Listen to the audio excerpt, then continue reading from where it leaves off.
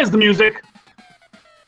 Hello and welcome once again to Superconnectivity. I'm your host, Charlie, the Professor Esser, and with, as always, is the man who knows what time it is. Phil and Perich. There we go. Go.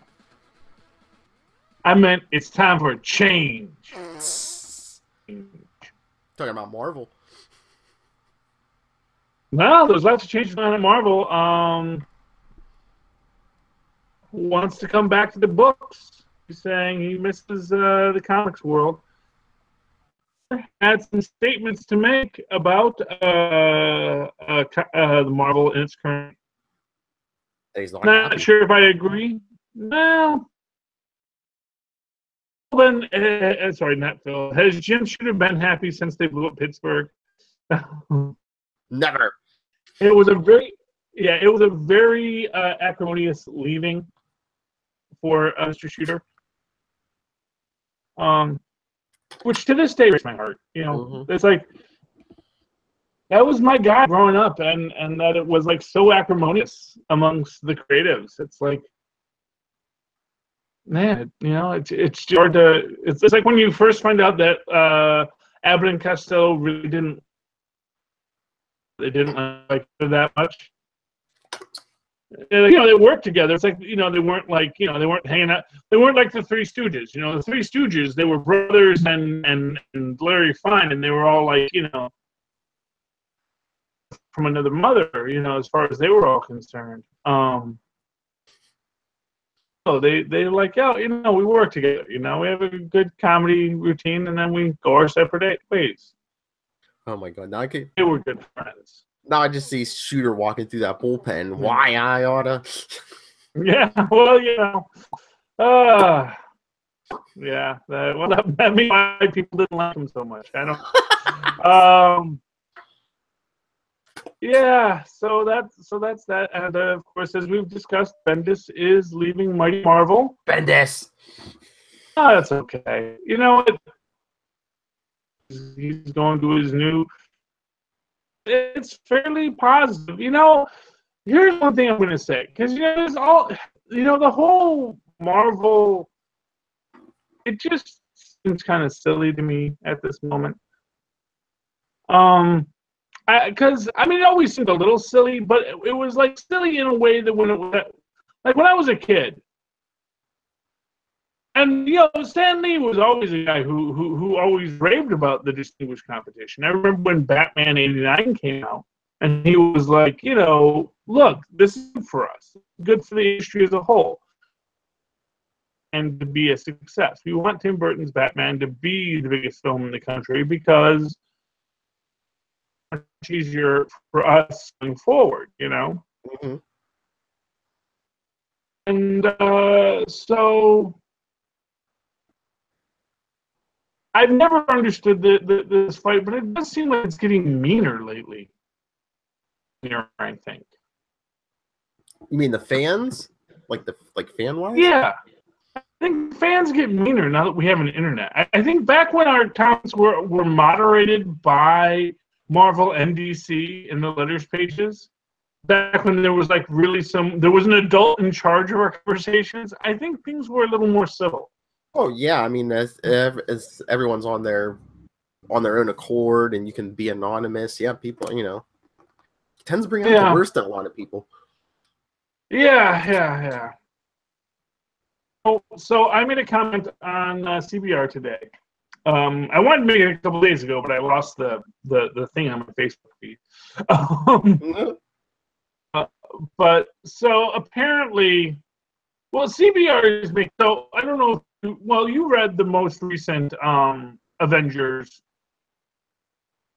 with Viv being turned human by the High Evolutionary. Was that Avengers or Champions? Well, it was in one than the other. Okay, because I was gonna say I'm reading Avengers, not Champions. I know High Evolutionary was threatening it, but I don't think I saw the issue where he actually did it. No, well, he did it at the end of one issue, and then the next issue is her being there. So he does. I think he did it at the end of Avengers, and then it follows back up in Champions. But anyway, so she has a dusky complexion in it. So this is kind of big news that they've decided to make Viva a woman of color. She was necessarily a woman of color. People of color, and you get these very gray areas of people that are, but are also not. The way we classify races in this country is ridiculous in general. So it's like, is she Italian? Is she Israeli? Is she Hispanic? Is she African American? There's really no way to necessarily know. She still has green eyes. She was designed to be racially ambiguous, honestly. And it got me to think about a whole other thing about the High Evolutionary and his own human prejudices. We'll get to that in a moment. But, basically CBR wrote an article, or put out an article about, this is a big deal. And of course, all of the nerd fanboys, well, these people who are constructed racists, went to the whole thing, oh, this is just more PC, blah, blah, blah, blah, blah. That I have yet to see about Blue Korg. I told you. I think you're the only one. I think you saw it. No, I'm the only one who saw Thor Ragnarok. No. I mean, you're the only one to put two and two together. I mean, the fact of the matter is that. But this is what I'm saying. This is what exposes the racism of these people who want to complain about any time you do this. And this isn't even a racial switch. This is just, oh, we've decided to make her a person of color. Mm-hmm.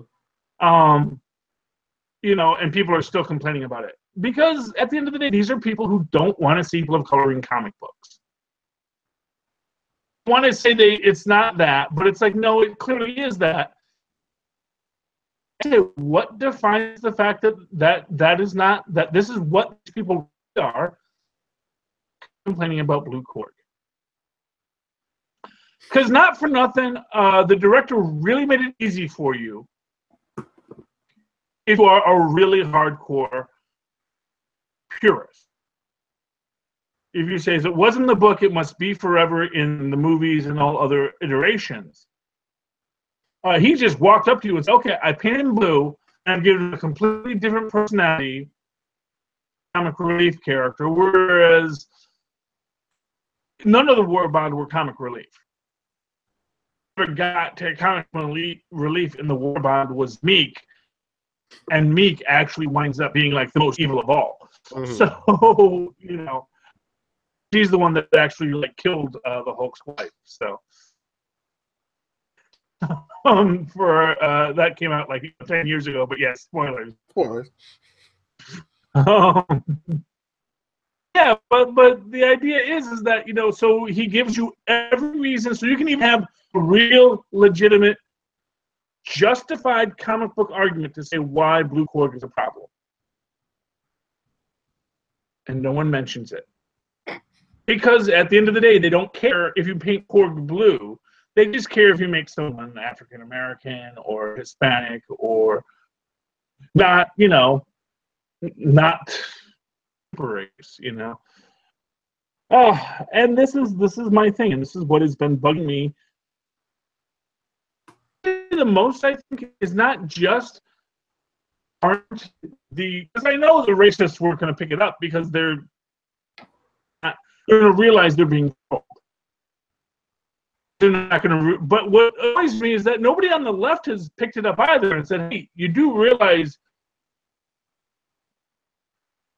and you just expose yourself to be just horrible racists about your attitudes on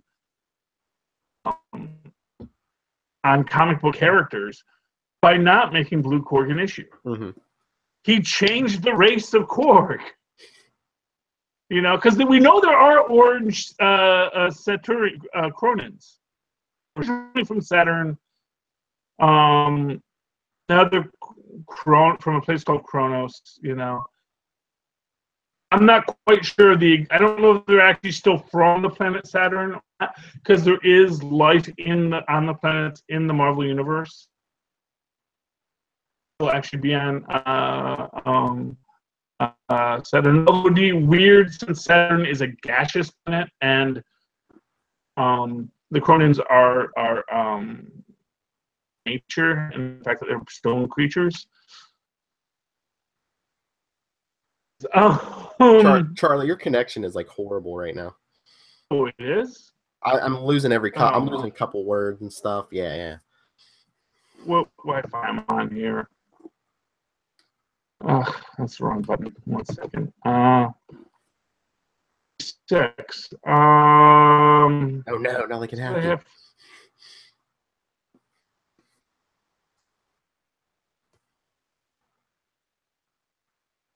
Connected and secured. I don't know. Internet connection that's bad? I don't know. Well, like I said, like a month or so ago, I upgraded mine. Mine's pretty quick now. You sound perfect to me. Okay. So I don't know. Of course, you don't talk very much. Whose fault is that? Yeah, but jump in. I pause. I take breaths. I do not have the lung capacity of the Hulk, despite what Peter David decided to do and say he doesn't need it anymore. Oh, but yes. Like I say, how far are you in The Punisher? Not watched a single episode yet. Wow. Boy, I haven't even finished Stranger Things yet. Like the last episode of Stranger Things, I still need to watch. I got to episode 7. I got episode 7. Well, good for you. I thought I was behind. Never mind. Yeah, no, man, I have not even watched this thing. I know basically some stuff.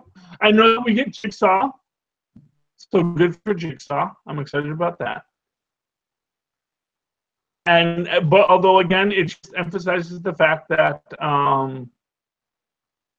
that the Punisher is good at his job.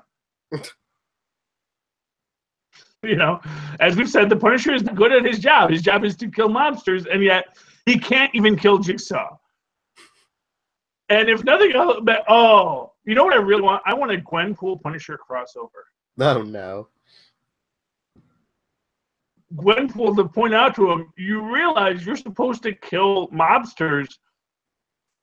You can't even kill Jigsaw because he's your Joker. Because he's your counterpoint. And that's why you can never kill him. At least in the series, they apparently have to give a reason why. Because they have a relationship. He's his best friend. Oh yeah. They did the whole Clark Lex Luthor plotline there. That nice little retcon. But I don't understand these Netflix. Like all the solo series are like 13 episodes each, which I think they could cut that down to at least 10. And like Defenders was only 8 when you had so many more main characters. Yeah, there was so much less story to tell in Defenders.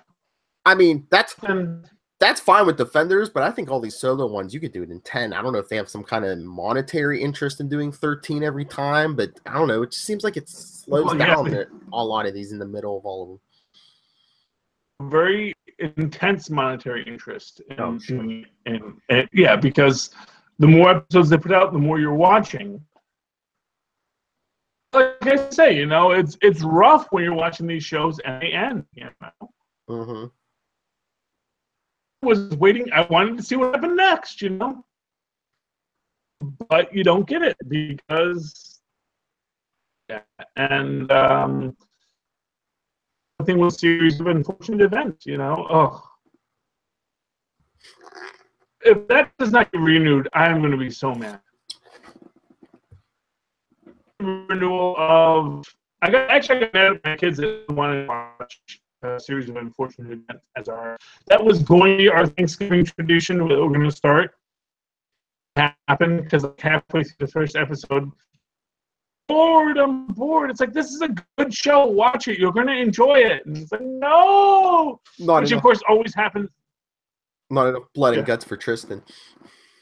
No, it has its share. I mean, I think Not Tristan enough. Actually, you know what Tristan really wanted to watch? That's our Thanksgiving tradition is we watch Howard the Duck. Oh, jeez. George Lucas's magnum opus.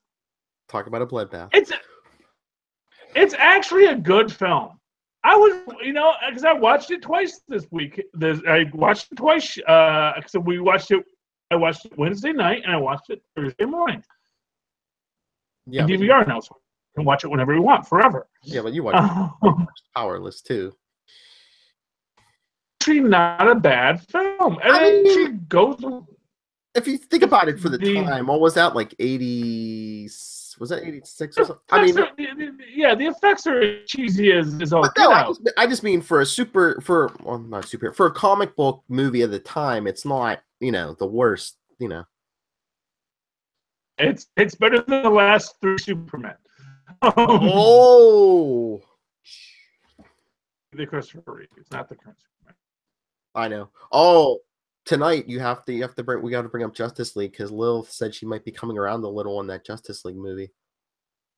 I am actually very excited about it, and I'm like kind of confused. This is one of these things I started talking about the Marvel DC thing, where it's like, I keep on seeing like honestly,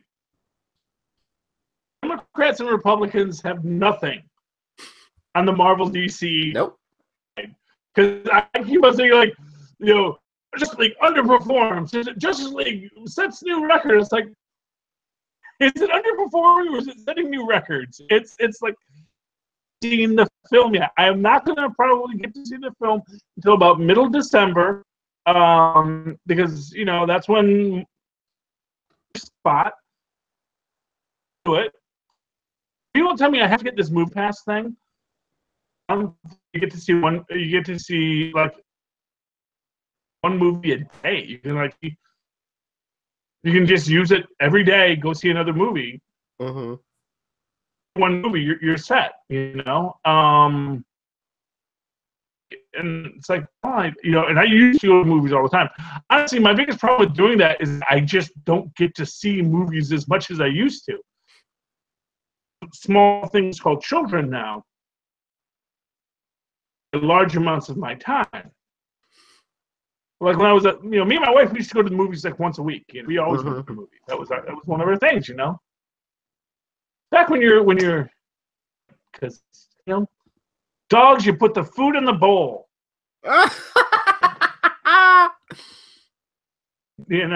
Just come back before they eat themselves to death. That's the trick with dogs, Oh, jeez. To death. Because they're still wolves, and wolves will eat as much as they can when they can because they never know when they're going to eat again. Mm-hmm. So they actually have a huge ability to store food. Humans. And of course, much like dogs, once we became domesticated, whenever we wanted to, and suddenly we got fat. Mm. But humans used to have to walk miles and miles and miles to find already been picked clean by their animals, and then would crack open the brain case with a rock and get out those juicy brains. That's what many evolutionary biologists think was instrumental to the development of humans walking erect. Farther, walk farther because you have to walk to where the kill was. Animals, they eat all the meat, but they don't know there's a special gooey center inside this skull.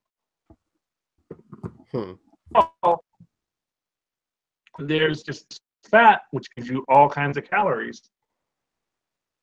Which is why ancient Egyptians removed the brain from mummies because they thought the brain was useless. They basically thought it was a mucus gland. Because it sticks down to your nose Your nose is where all your boogers come out. So, well, that must be the thing that makes boogers. Why do you need such a big thing to make boogers? I don't know. Yeah, it's like, ugh, let's get all those boogers out of there, because it was just because when they're dragging it out, it's just like little bits of fat, so it's like just looks like more boogers to them, you know. Oh, geez. How did we get here? I am a font of knowledge of obscura. You're a font of something, all right. Obscura. Yeah. Anyways, speaking of ephemera, so Doomsday Clock is out. Oh, yes. Have you read it? Spoilers. I didn't go to the comic book shop this week. I probably will pick up Doomsday Clock, though, next week.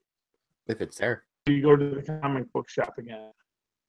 Because what I'm really enjoying it, because it seems like it's taking place in like the Watchmen universe. So far, yeah.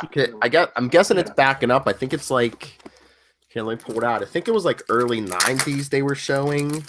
Well, I know that Robert Redford is president now, so. Yes.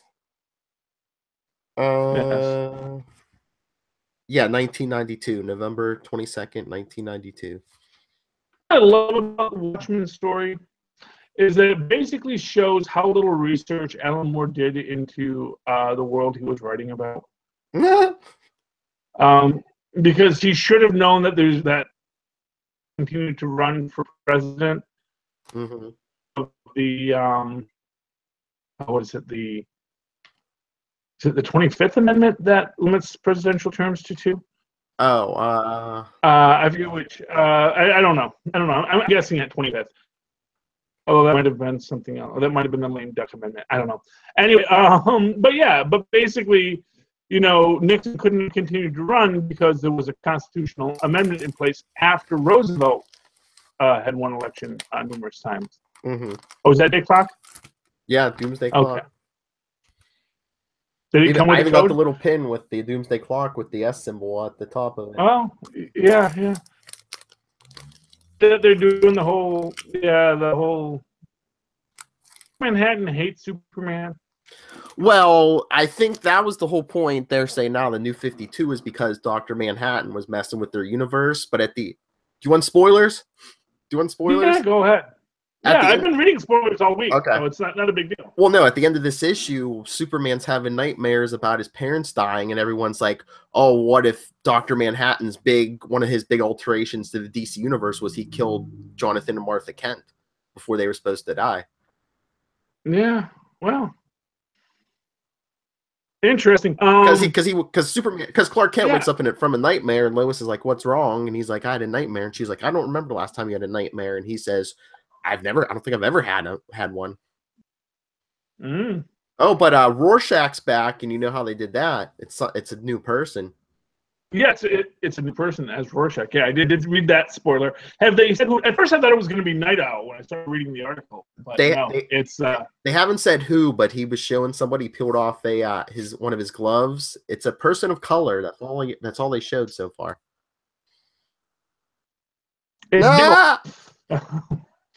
You know, got to give him something, man. Then they're going to do that in next season's Arrow, where he becomes Rorschach. Hey, that's right. Monday. Not being Arrow, and they're going to have him step down as being the Arrow, so he's got to be someone. Hey, make him Rorschach. This is important for you. Monday and Tuesday is the crossover. 2 hours each night, Monday and Tuesday. Oh, so they're doing it all in 2 days? Yeah. Monday's Supergirl, and then they're moving Arrow to Monday just for that week. So it's Supergirl and Arrow on Monday, and then Flash and Legends on Tuesday. Okay. Wow, man, that's condensed. Mm-hmm. I mean, still 4 hours, but two nights. Yeah. Yeah, I don't know. I like it when it's spread out. I like it's like if you do it all in 2 nights, it just seems like a little. I don't know. Well, they said they want to try to make it like almost like a 4-hour movie. So I guess they put 2 hours the one night and 2 hours. Part of you wishes they did that with Inhumans. Mm-hmm. Yeah. Because I think they said it's going to flow more than even like last year, so it's like more like one big story instead of this one's episode and this one's episode and this one's episode. It'll be like just 2 minutes at the end of Supergirl. Yeah, no, supposedly Supergirl episode's like as big a part of it as the rest of them. meeting her evil doppelganger. Yes. Looking forward to that. The Flash is getting married.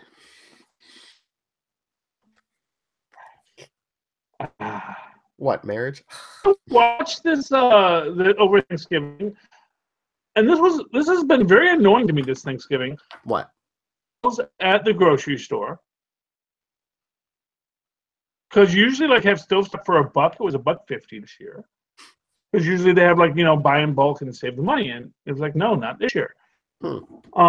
So looking for marathons, it was like no. The closest there was the Teen Titans Go marathon on Cartoon Network. Thanksgiving Day marathon. Well, no, starting yesterday. I think it started yesterday. BBC America has a Star Trek marathon. Okay.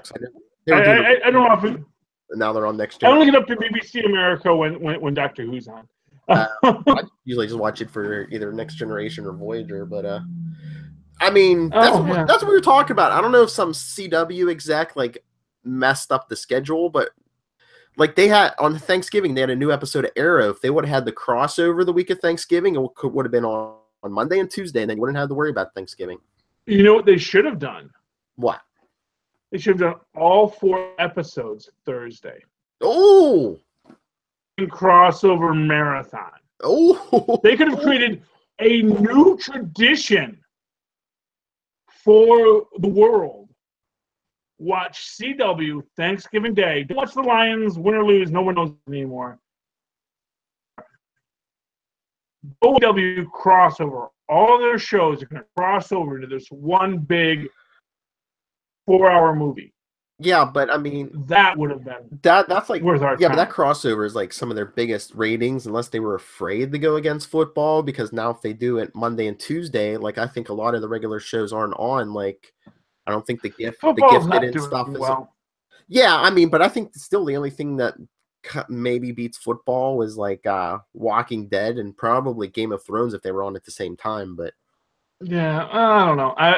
I mean. And it's not even like it's a big game for football on Thanksgiving. It's just sort of like a thing that people watch. Yeah. It's like, like the biggest thing as a person from Detroit that was big about Thanksgiving was that was the game that the Lions won.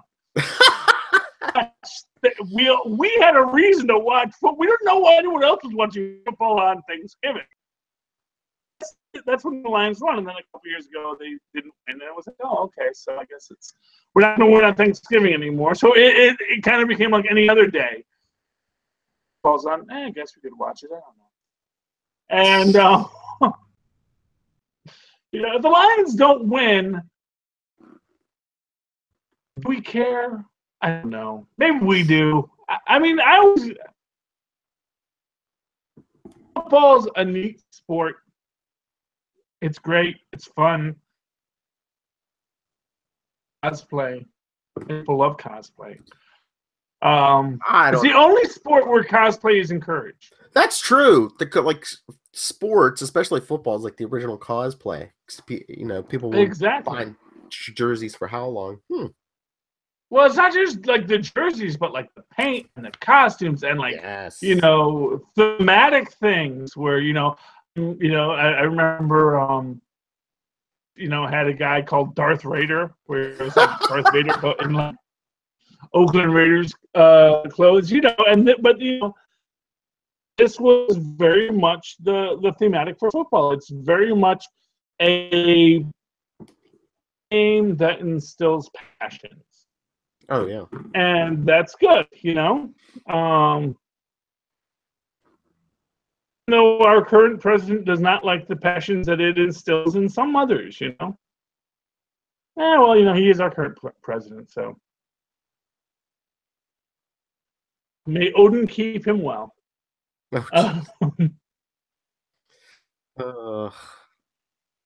Anyway, but yeah, so no, I've always felt that someone should go up against football and try to throw something out there. Honestly, here's what I'll tell you. They did all 8 episodes as one big long marathon. Because you know why? This is what I'm going to say. What, on When Thanksgiving? you have a bad show, yeah, on Thanksgiving. Yeah, but they want people to keep their food down though too. Only watching it you're only half watching it on Thanksgiving. Ah, true. I think it's something on in the background. And then you'll come and go, oh wow, that's cool. Oh, look at that, that's neat. Okay, you know, oh, what's happening? Oh, Maximus is doing something. Oh, that's cool. True. And honestly, true. I think The whole family's there. You can't hear it over your deaf grandfather who, with the hearing aids, who has to scream everything. And yes, I'm sorry. Speaking from personal experience. It's perfect. But that's the thing. But what I'm saying is like, had they saved it all for Thanksgiving Day, Inhumans Marathon Thanksgiving Day, and because it would have been that one moment to sit there and complain about episode. Yeah, but week, you basically then have this entire week to complain about. To just say over and over, that sucked, and to down everything that sucked. I think if they knew the negativity it was going to get, they might have done something like that. But I think they were just like, oh, it might not be the greatest, but it'll be middle of the road. It'll just skate through. People, it'll get a lukewarm reception. Not finished Inhumans yet. I have not watched the last 2 episodes to any degree. And this is a big Marvel fan. And I mean that thing was for free on TV, and he still hasn't finished it. If someone had done movies,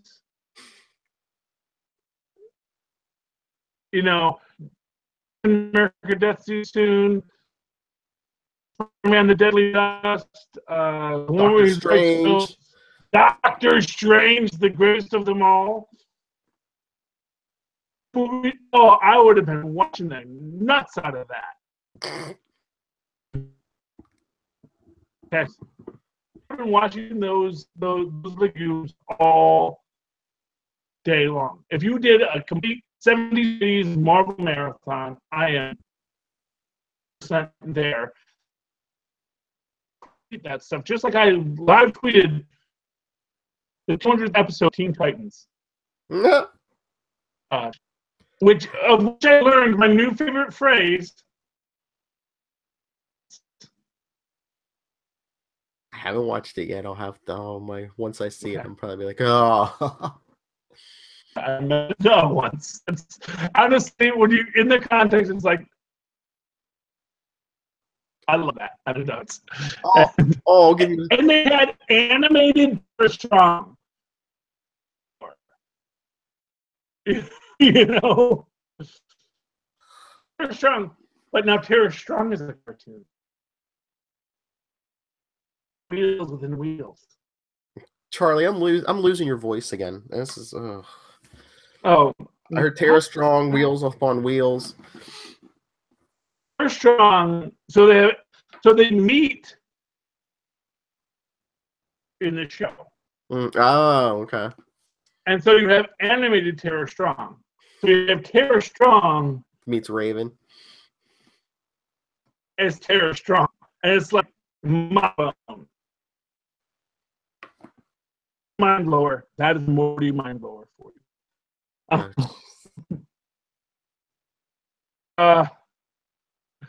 Anywho, I'll give you a spoiler for Justice League at the end of the big battle. At the end, Cyborg goes booyah.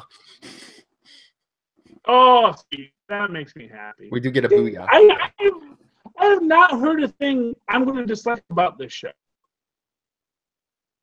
No, really. Here's the thing: my bar isn't that high. I'll tell you, it's not really high. It's not. It's not. Human well event to really make me say that was a bad show. It's not the highest of art, but it's not like garbage either. It's kind of middle of the road. Yeah, but that is DC's problem. Yeah. So when Marvel does an Age of Ultron, which, as I understand, is kind of very middle of the road, not that good, people say. understand what people are saying. You know, that's the exception. For DC, that's the bar that they've set for themselves. That's the problem, is that they haven't had, you know, was Wonder Woman, which honestly to me was kind of middle of the road too, you know? It was like, oh yeah, you know, it was good. It lacked continuity with everything else they'd established about the characters and the themes, you know? Oh, yeah. Oh, but Batman does make the comment to Wonder Woman in that movie. He's like, why aren't you inspiring people like Superman? You know, he died and everyone's crying. He's like, meanwhile, you disappeared for 100 years. Because spoilers, Ben Affleck's Batman's talking about bringing Superman back to life with the mother boxes and stuff, and Wonder Woman's like, this is a bad idea. She's like, why can't you just let it go? And he's like, wait. He's like, you're telling me to let it go? He's like, who told you that? Steve Trevor? Whoa, that's like a little. I know, basically telling her. And not for nothing. How does he even know that? How does he even know that? That was 100 years ago. He did his homework. Remember, he found that picture for her and everything. So I guess he put it. He's supposed to be a detective. We don't see it, but I guess he did the detective work. It's not like he had like a picture of the bedroom scene. Oh, hell. You know, no, but it's not like there's like. Here's a guy here's a guy I work with. Here's a friend from work, and we're all sitting together in the picture. It's not like she's sitting there. Well, I mean, I guess you could put two together too, because I mean, she asked for this picture, and she was out of action for what, like 100 years. I mean, maybe. Yeah, but for all he knows, she was in the Chief. True. But I mean, those guys went on to live at the end of that movie. Spoilers. Yeah, but they're all dead now. Yeah, but who says they didn't die from who says they didn't die from old age? Breaking up on my end, so who knows whose internet is actually the bad one? But no, I said those guys, those other three guys could have died of old age. We don't know. Yeah, no, and certainly they certainly could have. Steve Trevor is the only one that died in action. Wait, Charlie. Here's your biggest fault. Here's your biggest fault here in this argument. You're trying to add logic to a DC movie. True that. We're both named Martha. People know stuff and things just happen because. This is the problem. You know, this is like I say, you should never. Okay, see, here's my thing. When I'm watching it, I'm not thinking any flaws in it. I'm just thinking action, adventure, joy. Why did you say that name? You know, it's like such a scene. You know, you never want to be pushed into scene. I think it has to fall. I mean, that's a big fault. You know, why did you say that name? I mean, most of the free world picked up on that. So, I mean, that's a. Let me tell you this: if you didn't have that one scene, I think Batman v Superman might have been a great film. It would have been a lot better without that. I think that a scene like that, yeah. A scene like that, because it becomes a speed bump. And you know, you hit it, and then you have to slow down. And as soon as you slow down, you start looking back. Look, these are stories about people in their underwear with superpowers. This is ridiculous stuff. Okay? It is ridiculous stuff. None of it is supposed to make sense. But you do something that makes you say, hey, look at how much this doesn't make sense. And suddenly you go, well, yeah, none of it makes sense. And you're just hanging a lampshade on how bad the entire premise of a superhero is. Superheroes need suspension of disbelief. The only way you get suspension of disbelief is by just keep on going. You got to keep it moving.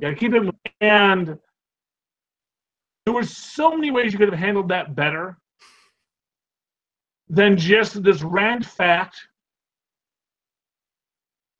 Both their moms were named Martha. Ridiculous add-on, you know? Yeah. I mean, So you couldn't have just had it be like, you could have even not have him say, you could have just, my mom. Said my mom.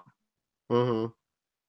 He's got my Yeah, mom. the whole mom thing. Yeah, I mean, but think about that for just 1 minute. You can't let him hurt my mom. exactly. Yeah.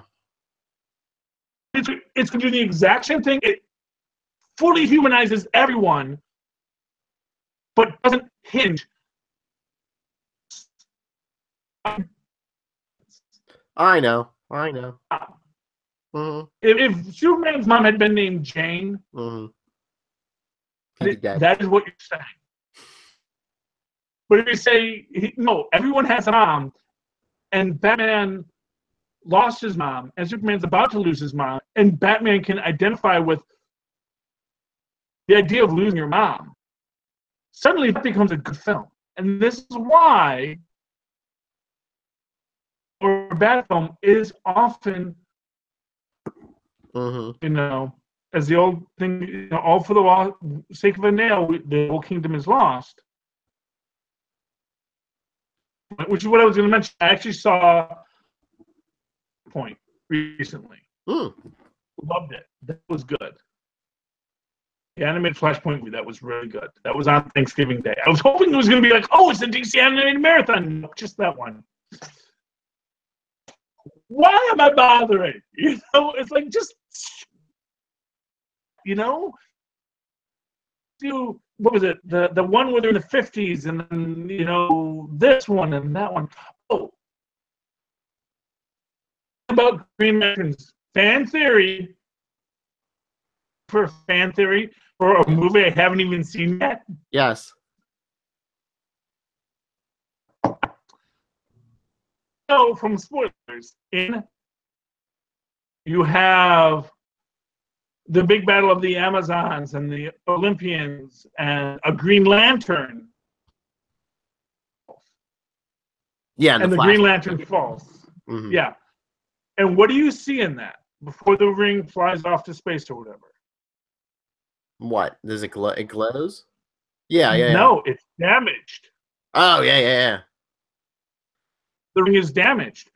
So, think about DC current continuity. What happened to the damaged ring? How are they going to do Green Lanterns with after Deadpool ruined Hal Jordan, quote unquote?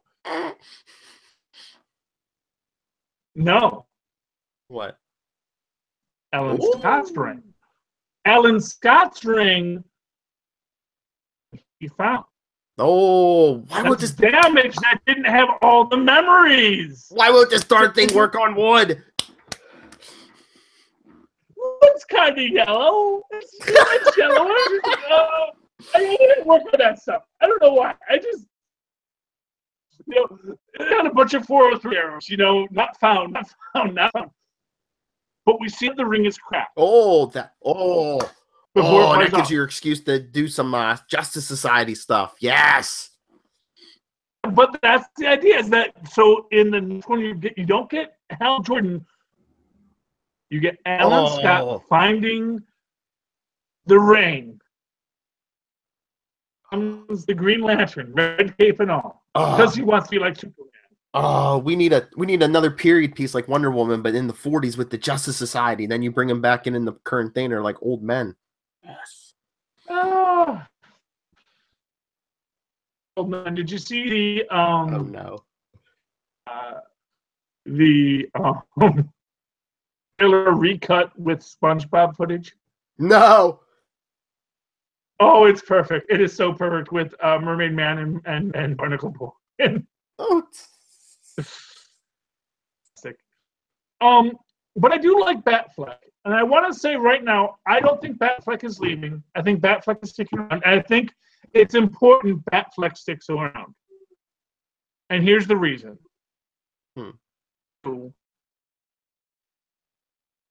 Batverse. Have a Nightwing. They want to have at some point. They want all these things. Mm-hmm. They may want to do a Huntress film. Who knows?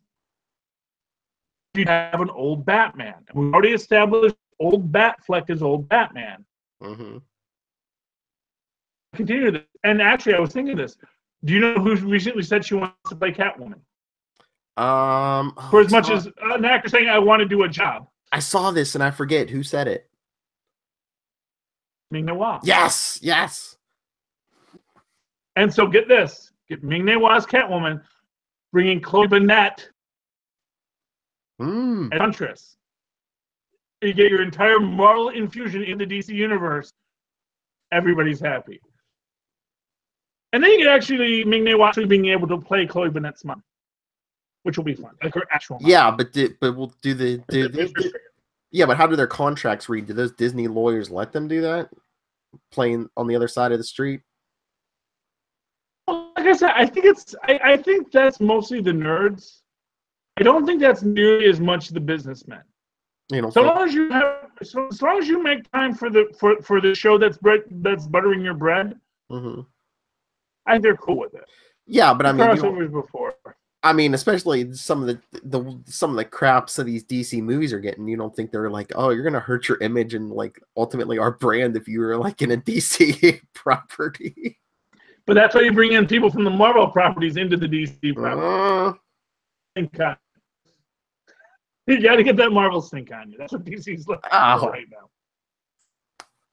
now. And for fun, we recently learned that Jude Law,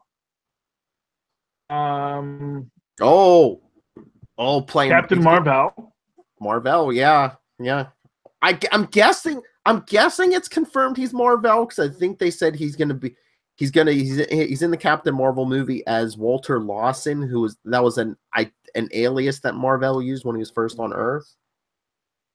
So yeah, no, and that's I was hoping he was going to be William Watson. Although it'd be even funnier if he was William Watson because he actually played Watson. Well, I'm just wondering if maybe he's just in it in the beginning because how she originally got her powers is the crazy energy cycle through him in the Carol Danvers. I know. Maybe in the movie version it kills him. Well, still Kree-centric, but if you recall, Mightiest Heroes when they introduced Captain Marvel, and it was really just he was like Captain Marvel was there for 2 episodes. Gets the powers. I'm hoping for young General Ross as Carol Danvers as her superior.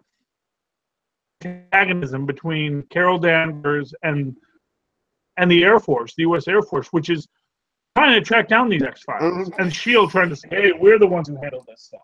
It's like, no, agency, you are accountable to no one. We do not trust you. And we see those Nazi scientists you guys paperclipped in.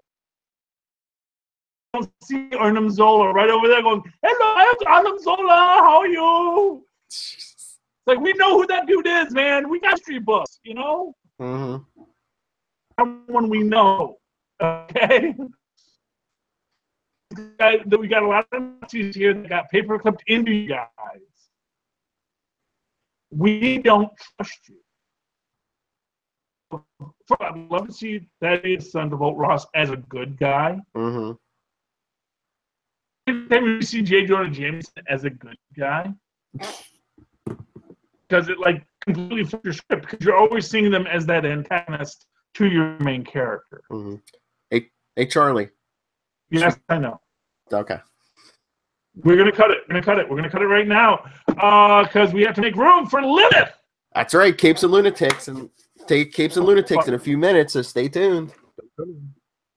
All you viewers, don't go anywhere. All right. Oh wait. Do we have to do social media and stuff like that? Go ahead. We're just gonna go right into the next stuff. Okay. Hey, if you'd like to follow me on the Twitters, because I live tweeted so this week, best show ever. CHALIESSER. Look for the 2 E's right there in the middle. That's how you know it's quality. way at superconnectivityblog@gmail.com. That's superconnectivity@gmail.com. All right. And remember, you can get a hold of us here. Well, Superconnectivity is on Facebook, on Twitter, and you can get a hold of Capes and Lunatics, Facebook, Twitter, at Capes and Lunatics at gmail.com, and the voicemail for everything, 614-382-2737. That's 614-38-CAPES. All right. Take us out, Charlie. Okay. Thank you for connecting with us once again, ladies and gentlemen. With us again.